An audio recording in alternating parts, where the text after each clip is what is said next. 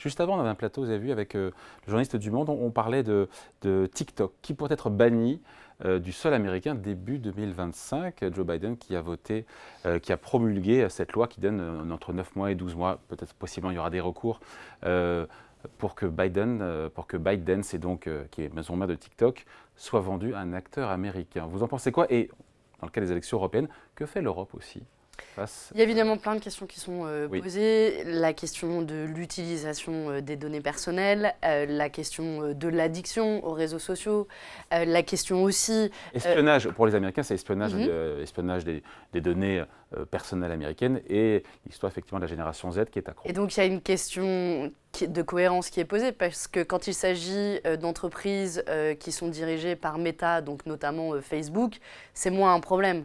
Et en Chine, c'est pareil. En Chine, les Chinois ont interdit WhatsApp, Instagram sur le sol américain. Alors, sur le sol chinois, pardon. Oui, et je veux dire, la Chine, c'est le degré 1000 du contrôle des réseaux sociaux. Personnellement, je ne pense pas qu'on doive prendre cette direction. Je pense que tous ceux qui nous regardent et nous écoutent utilisent WhatsApp au quotidien. C'est un outil.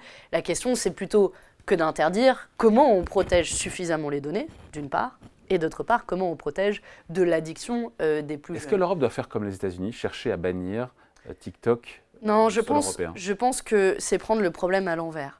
Il y a un problème de protection des données, donc on bannit.